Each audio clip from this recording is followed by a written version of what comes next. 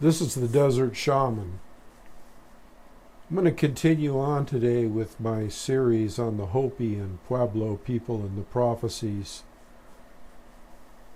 that come from those people.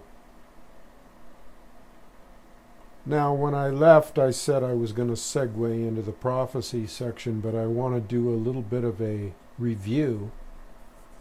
So we've learned that the Hopi people have come from an ancient civilization. We have learned that they live in the Southwest in the Four Corners area. We have learned that they are associated with the ancient Pueblo people, the Anasazi.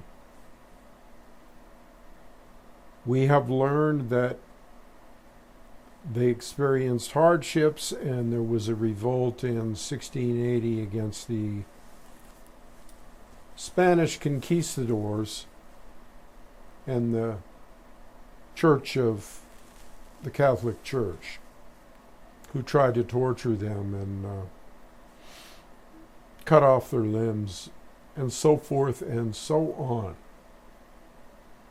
Well, today I thought I would get into a little bit more about the Anasazi and the Pueblo people. You got to understand, people, that there's a lot about the Anasazi and the Pueblo people that we don't know. There's big gaps in the history of some of these people. Now, a lot of people think that the Anasazi just disappeared off the face of the earth. They were I think around 1300 AD, all of a sudden they just vanished. Well, they just vanish, some of these archaeologists say. Well, no. More likely they migrated because that was part of the command to migrate and to leave signs as to their migration. And we talked about some of the signs. Incidentally, I worked on the lighting here. I hope it's better. Trying to get a little bit in my bunker here, my man cave. I'm trying to get a little bit better situation going as regards to the lighting. Now, the Anasazi people had hardships, there's no doubt about it, and there was even evidence of violence in their civilization, okay? There was evidence of strong violence, and they don't know where that came from necessarily. In fact, they think that maybe some of the reason that they started into the cliff dwellings is because they were taking a defensive posture. In other words, when you see these places that are built into the side of a cliff in an arch type situation, some of these kivas and great houses and things like that, when you see them built into the side of a cliff, which a lot of them are, a lot of archaeologists say, well, they were taking a defensive posture against enemies. Well, who were their enemies? Nobody seems to know, okay? But I have thoughts on that. I have intuitive thoughts about that. And I might talk about that a little bit later. But let's talk about the prophecies, okay, of the Hopi. Now, a lot of the people, okay, this is something that you're really going to have to pay attention to. A lot of the people that come up with Hopi prophecy, okay, a lot of the writers, and there's two main writers, actually. There is Frank Waters and I'm trying to think of the other one. It'll come to me. Frank Waters is one. Thomas Males is the other. Now, both of these guys are Christians. Okay. Both of them have a Christian background. I think Thomas Mills was actually a pastor. So even though they say, even though they try to say that they're giving an impartial account of what some of the Hopi prophecy is or has been, and what it actually means and all that good stuff. Well, they might be coming from a slanted point of view. No matter what they say, they are Christians, and I see in their writings, that they kind of lean that way from time to time, concerning prophecy. Hopi prophecy is something that should be, if you're going to try to figure out Hopi prophecy, it should be done in a manner of going way, way back, before any writers going in there or anything like that, because you have to realize that the Hopi culture was completely infiltrated by the white man, or the Bahana, as they call them. Matter of fact, that is a real sticking point in the history of the Hopi people, and that started around 1910, when there started to be an infiltration from the Bureau of Indian Affairs and the government and white folks in general, intruding upon the space, the mesas and the territory and the deserts and all that stuff up there where they lived. They went through a horrific thing for a while, the Hopi did. They were set upon by people that wanted to take their children and put them in a white school. They felt that that was best. Well, that's what they did. That's what these Christian fanatics did with all the Indian races. They tried to stuff Christianity and their view of religion and their take on God and all that. They tried to stuff it down the throats of the Hopi people and other indigenous people as well. It's sickening. So when some of these chiefs, and one in particular, Yuki Yuma, I believe his name was, Yuki Yuma, was a awesome dude that was like trying to prevent them from taking the children and putting them in a white man's school. He felt that they would lose their cultural identity and that they would lose their ceremonial outlook and that they would lose their everyday routine, which included farming and being in tune with ceremony and being in tune with the culture of the Hopi as they knew it. So this person with other people was not only tormented and set upon by the white man and the government, but he was also sent to Alcatraz, and he served over a year in Alcatraz, and he went to jail several times, and so did other people trying to keep their children from being taken away from them and sent to these white schools. Their hair cut and couldn't talk the language and all this stuff, the normal routine.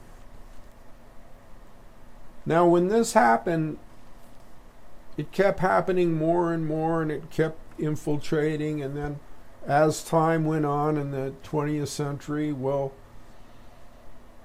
incursions were made upon the people there, the Hopi people, from even from their own people. In other words, there was a split amongst the Hopi on the mesas, a split amongst their own people. So you had the traditionalists who wanted to keep the old ways and the commands of Masao, their god, or Masa, however you want to pronounce it, wanted to keep the old commands, the old prophecies, the old ways, the old ceremonies, and wanted to stick to that, and didn't want the white man in there in any way, shape, or form. In other words, they didn't want streets and paved streets and telephone poles and water lines put in and all that stuff. They were totally against it. They were doing fine without all that stuff.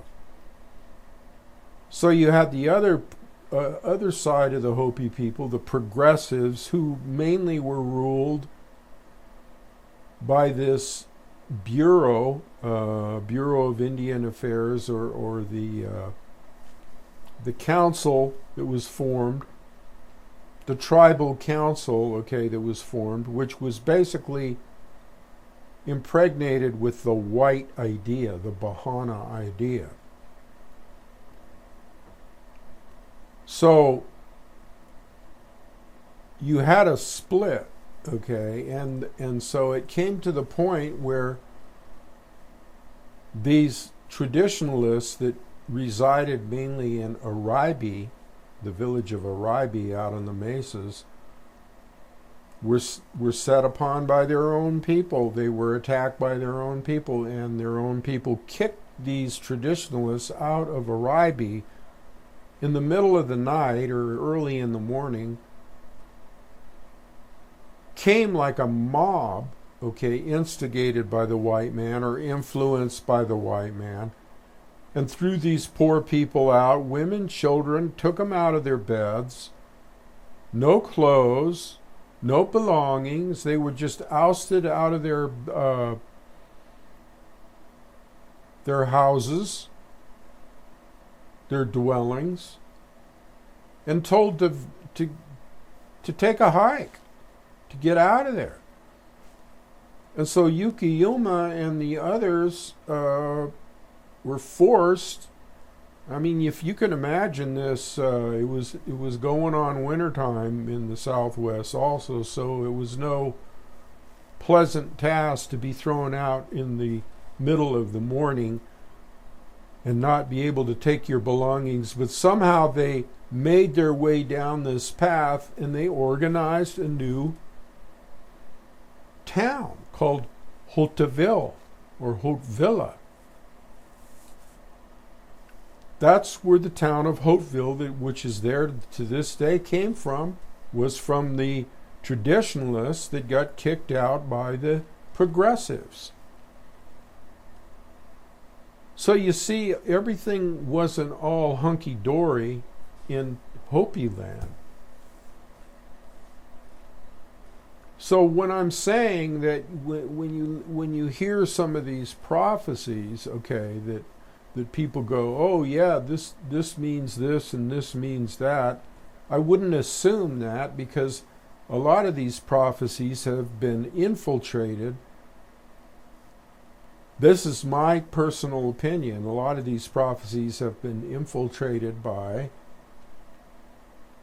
the Christian mindset.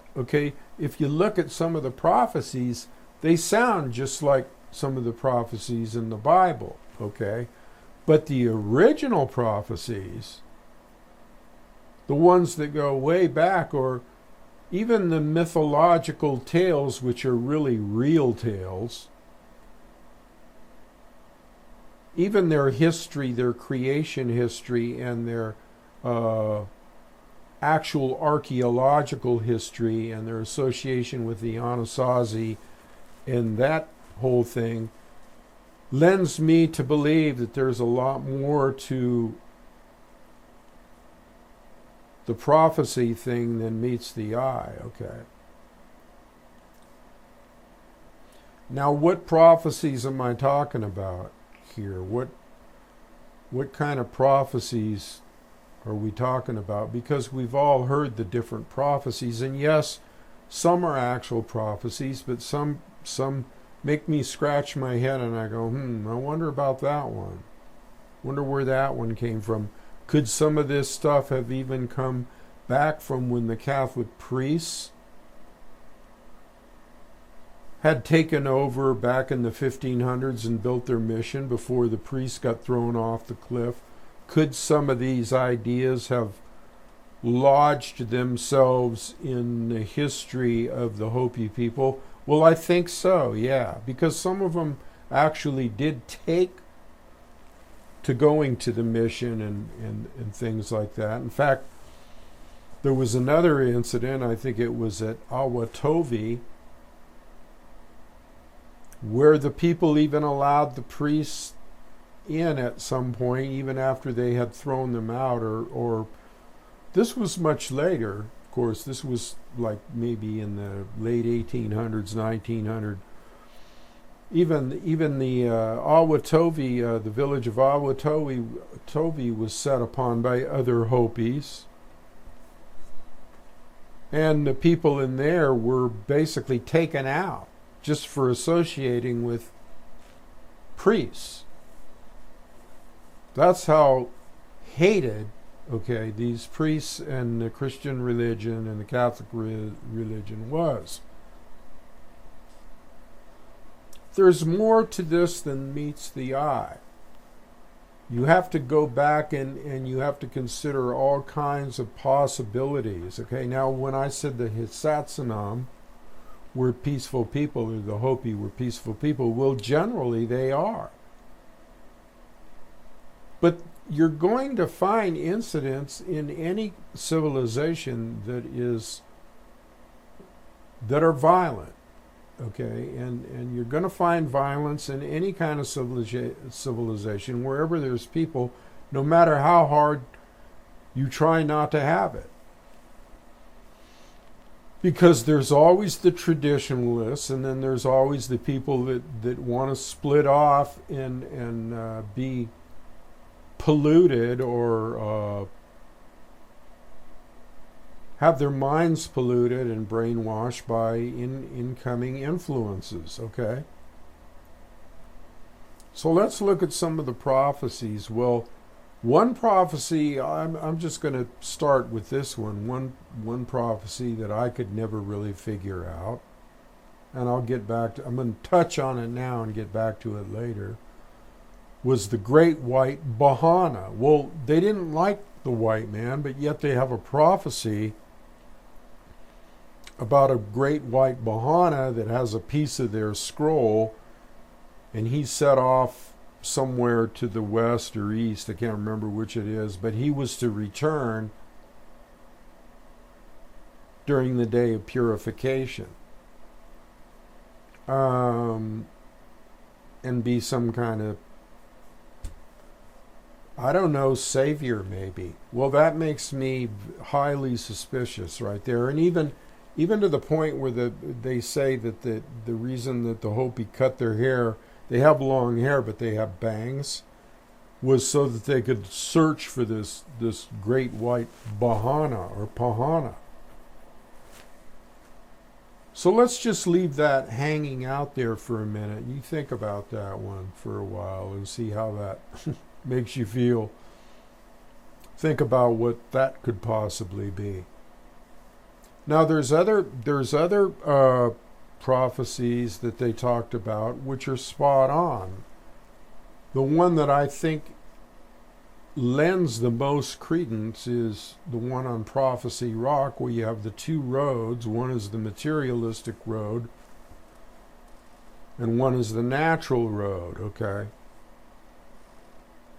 And the ones who walk the materialistic road are the ones that are going to get caught up in the materialism and in the modern way of life, like the progressives did when the white man came in and they wanted water and power and they wanted things easy, man.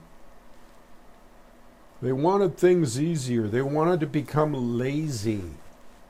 They didn't want to live off the land anymore, where the other ones wanted to stay next to Mother Nature. Well, that is the two different roads, the materialistic road and the natural road. And I've always talked about this in all my videos, about how important it is to stick to the natural road. That would be called the red road, and the other one would be called the black road in other native language, like the Lakota. The red road is the way to go. The further that you get away from nature, the further that you get away from Unsi Maka, the further that you get away from Kakyang Wu Ti, or Sophia, or whatever you want to call Mother Earth, the further that you get away from that natural order of things, the more trouble you're going to get into. The further away from nature you get, the more trouble, okay? When you start getting into the technology and the materialistic and the false reality, as I would call it, the false reality, the overlay, okay, of artificial intelligence or other intelligence or non-intelligence, whatever you want to go with there. The more you get into that, the more lost you're going to get, the more chaotic things are going to become, the more depressed you're going to get, the more anxiety you're going to get, the more overwhelm that you're going to get because of trying to keep up with societal norms and societal conditioning. And hey, that changes like the wind. That changes like the wind. That's not a stable thing to cling to. So if there's any prophecy that I think, and even one of my readers commented on this in the last video, if there's any prophecy that is sacrosanct, to me, would be sticking with the natural road, the red road, walking that road, clinging to nature or the natural order of things, okay? Even on a spiritual level, or what some might call a religious level, that's what you want to cling to. I don't like the word religion. In fact, I even like the word pagan, because pagan indicates closeness, or some say worship of nature. It's not really worship of nature. Paganism and the original religion on the planet was actually reverence for nature and using the natural order of things and realizing that the natural order of things, like the sun and the moon and the earth and the planet and the cosmos and the stars and the star nations, were the real tangible representation, or something tangible that people call God, okay? I don't like the word God, never did, because it always indicated a Christian thing, or a although it is in many cultures, the word God, but somehow the Christians really took that God and Lord and all that stuff over and shoved it down everybody's throats worldwide.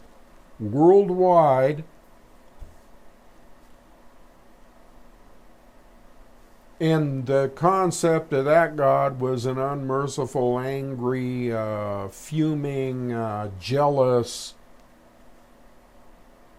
personage or personality. Don't like that. Never did like it. Doesn't compute with me, because I feel that a supreme intelligence is way, way beyond jealousy and anger and all of that stuff, okay? So when the Hopis say cling to the natural road, that's what you cling to. Now here's another thing about prophecies that I think is very relevant.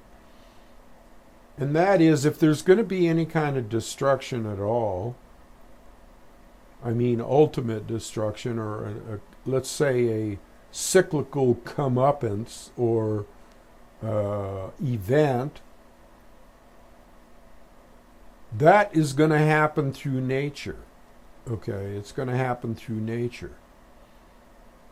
And that goes back to the Hopi creation myth or stories about what I mentioned in the video that preceded this one, which you may want to watch, is that there have always been events in the world. There have always been cycles. There have always been situations where some comet came out of nowhere and hit the earth and caused all the dinosaurs to be extinct. You know about that. Or how about the pole shifts? There's been many pole shifts where it caused complete havoc and a turning upside down of the civilization. And then you had the deluge, you have the flood. Let's talk about the magnetic pole shift. And that's happening now, as I've said in my last videos. It's happened before, but it happens periodically, every 25,000 years or something. And even Edgar Cayce predicted that it was happening. Well, it's happening right now. There is a drift. True north is off. It's off. It's not true north anymore. It's several degrees off. And some people might go, oh, well, that's no big deal. You know, it's okay if it drifts a little. Oh, really? Okay. Let me tell you what a real magnetic pole shift would look like, okay, if it happens. Now let's say you got two little magnets, okay, two little bar magnets, and you try to put them together, and you've done this as a kid, I'm sure, tried to force two magnets together with them turned around the wrong way so that they don't attract one another, they repel one another. Remember when you did that as a kid? Push two magnets. Maybe you didn't do it as a kid, but that's what happens when you push two magnets together. They from polar, the polarity on each end of the thing is the same. In other words, you're holding it to repel instead of attract. What happens? It pushes the magnet away. Now, if you laid this on a piece of paper and pushed them together slowly, it would push the other one away, push the other one away. But if you kept pushing it closer, even though it was pushing it away, all of a sudden, boom, it flips. Boom, just like that. It flips. And why? Because the other end comes around, the other end that attracts, and it comes together and you can't get it apart. That's what a magnetic pole shift is. It's a flip, okay?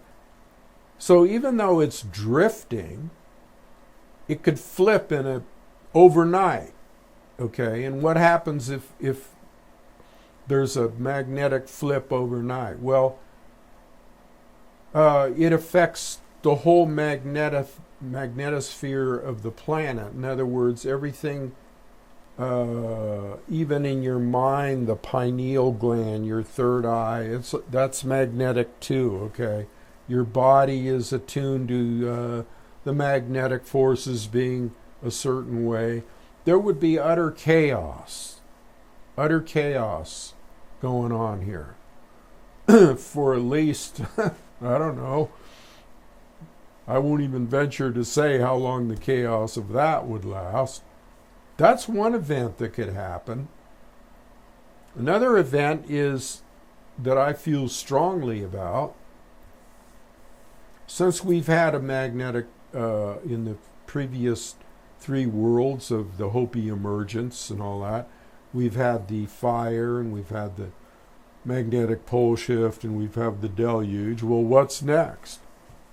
Well, any of those could repeat again, like the magnetic pole shift. But I'm thinking that there will be, the only thing that is kind of left out of that is wind.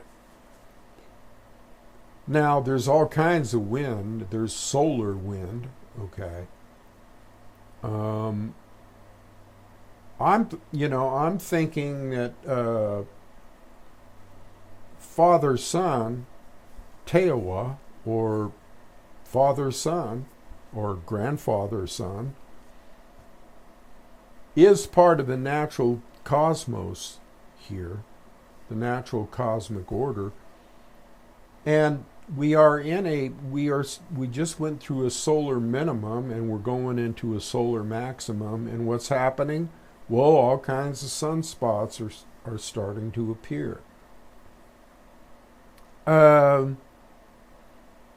These sunspots can be very dangerous, okay, especially if the new solar maximum or the new solar cycle is a very active one. Then you can have what they call flares, and these flares can be M class or X class, and if they get into the X class flare, the high number X class flare, like X10 or X8 or whatever, then what could happen is there could be a CME that is a magnetic storm, a CME that is hurtled towards the Earth, and could take out all the grids, just like a EMP attack, okay? Could take out the internet, the grids, the satellites, and it would all go down. All computers would go down, cars would stop in their tracks, airplanes would fall out of the sky. Anything that has electronics in it is gone. Like that, baby. So there goes an airplane falling out of the sky. There goes a nuclear plant that's controlled by computers. There goes our water system. There goes our electricity grid. There goes everything. That could happen. And that's happened before. The Carrington event, which happened back in, I think it was 1880, we had an X-class flare, and there wasn't computers and all that stuff, but there were telegraph poles and wires, and they burnt up. They burnt up. It was a big, big problem, even way back then. So just imagine that one, okay? Now, there's all kinds of prophecies, that have come out that are true, okay, that are indicators of how man has gone awry. Well, for instance, the Hopi talk about the gourd of ashes. Well, the gourd of ashes is nuclear bombs, okay, and they talk about the web that surrounds the world, and they talk about highways, and they talk about when the sea turns black and all living things will die, like what happened down in the Gulf when we had the oil spill down there. These are indications, okay, and then they talk about when the blue star Kachina returns. Well, some say that blue star Kachina has already returned, and many saw it. And then there's a red star Kachina that's going to return. Well, the red star Kachina could be Betelgeuse in the stars out there. I think it's in Orion. Is it in Orion or the Pleiades? I can't remember which one. But that star is been going through all kinds. It's a red star, and it's been going through all kinds of gyrations, getting ready to do a supernova. And that star isn't very far away. And if we ever had an explosion or a supernova with that star, well, then it would directly affect the Earth big time. Mayan prophecy talked about the end of 2012. Everybody was like looking for something to happen in 2012. The end of the world. Well, they were off on that one too, because the Mayans, who incidentally are closely related to the Hopi, could be even the same people. When they said that 2012 was it, they didn't mean it as far as, boom, it's all over in a matter of seconds. That isn't what they meant, and a lot of people interpreted it that way, and a lot of people were wrong. They're not indigenously informed. And to be indigenously informed is to be a wisdom keeper or to have an intuitive knowledge of things.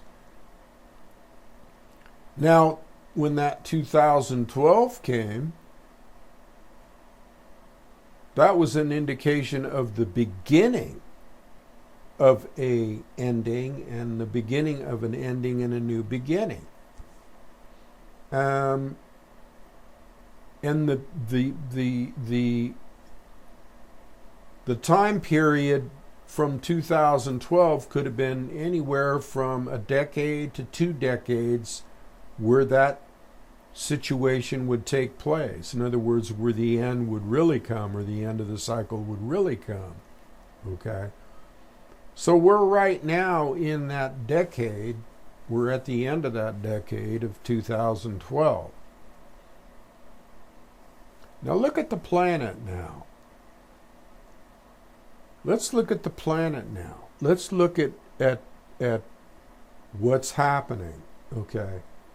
What is our main enemy right now? Well, it's materialism and it's technology, and that's my take. Technology takes us further away from nature. Technology is increasing at lightning speed exponentially, has been for the last, 30, 40 years. It's been exponentially. Each year or each decade increases exponentially. In other words, out of control. Look, we didn't even have airplanes until recently, until the 20th century, and then all of a sudden now, look what we got. Look, in my lifetime, we went from dial-up telephones and little tiny TV sets, black and white with big giant consoles, and radios and telephones that seem antiquated now. In my lifetime, when I was a kid, okay? So since then, we've gotten exponentially advanced, okay? Robotic, artificial intelligence, computers everywhere, little iPhones, all kinds of things. Technological things that were supposedly supposed to help us, okay? But these technologies have not helped us. They've harmed us irreparably. They've taken us away from Mother Nature. They've taken us away from the land. So if there is an event, well, then what's going to happen? People are going to die in the millions because they don't know how to live next to Mother Earth. They don't know how to build a campfire. They don't know how to hunt. They don't know the herbs on the earth. They don't have a clue as to medicinal healing from herbs or natural healing or their own energy in their body and how that works in conjunction with the energy of the planet and how you can be tuned in. None of this stuff is something that people even consider now. That's what's going to kill them. The shock alone will kill them. So, when you're talking about prophecy, look around you now and see what's happening here. See the chaotic events that are happening. Now let's get back to this Bahana thing for a minute, because I said I was going to come back to it.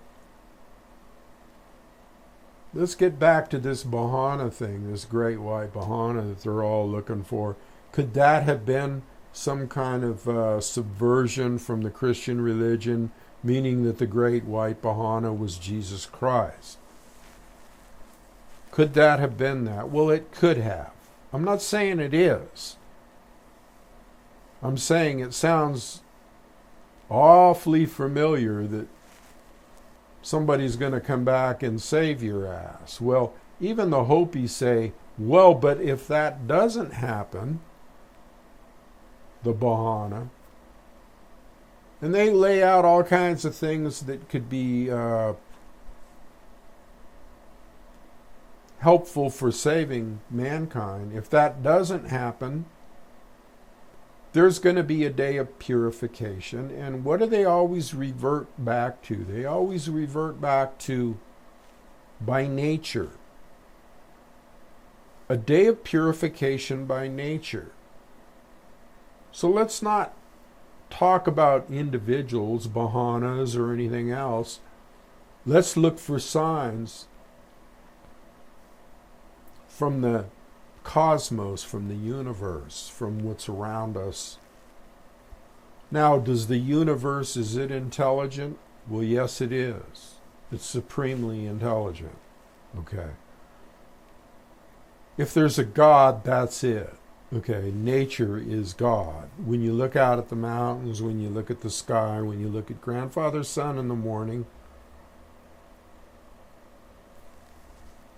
when you look at the cosmos, when you look at Orion's belt, when you look at the Pleiades, the Chute, or the Seven Sisters, that's your natural order of things. That's your God, goddess, whatever you want to call it. Okay? That's what you need to be in tune with.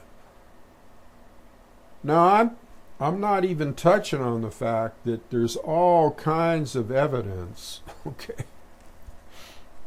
I told you this was very complicated and very expansive, and there's just tons of knowledge here that I could do video after video on. But I'm telling you right now, there are entities also involved with this whole situation. That's the wild card here. The wild card is, what are the Star Brothers? Let's just call it for what it is. Obviously, there were Star Brothers and Star Sisters, and there were appearances, and there were planting of DNA from the Star Brothers into the indigenous nation. There was somewhat of a control over the indigenous nation.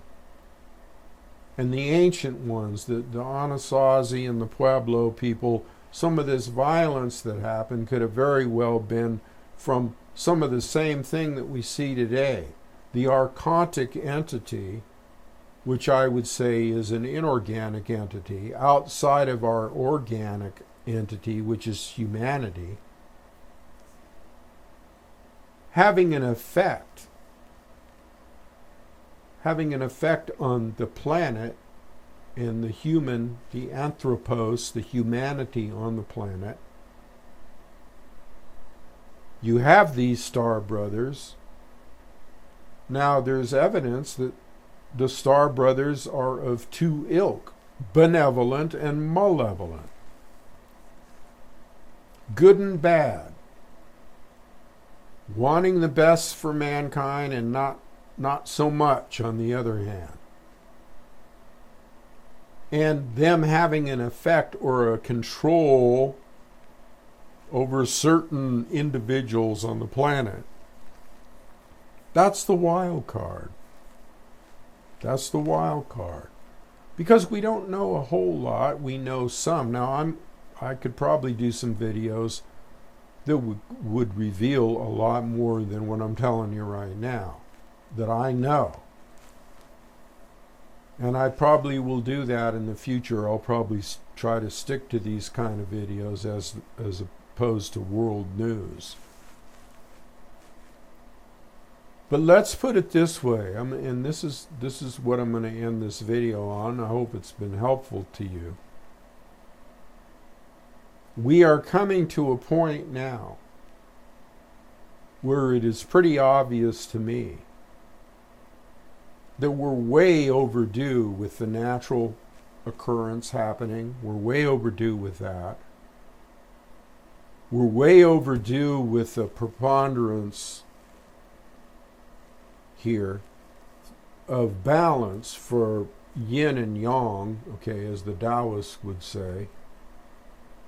We're way overdue because there seems to be a preponderance of darkness or yin right now, which in that whole yin-yang sign is it flips too, just like the magnetic pole shift flips.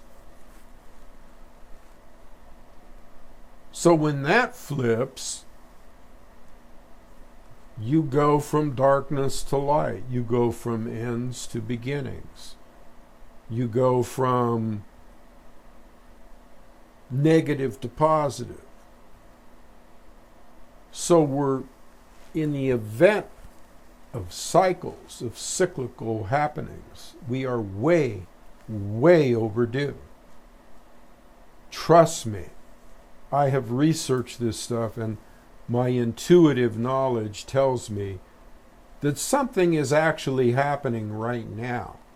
We're in the midst of something happening. So I would say try to cling to what you know is real, because you're going to be bombarded with all kinds of artificial intelligence and chaotic propaganda-induced psychosis, hypnotic trances. There's all kinds of stuff that's going on right now. And it's a quickening, it's a winding up, it's a tightening. So these are some things you might want to consider in your daily life. Try to withdraw, become more self-sufficient, become more natural, become more communicative with your fellow man. Change your lifestyle from what you're doing now into something different, okay? So I think that I don't want to make this video too long, so I'll probably call this Hopi and Pueblo People Prophecies Part 2, or the Prophecies. And I'll leave it there. I hope you enjoyed this, and if you did, you can always like it and subscribe or send it to other people so they can find out about some of this knowledge that I'm trying to pass on as a wisdom keeper and as a desert shaman. Thank you. Adios.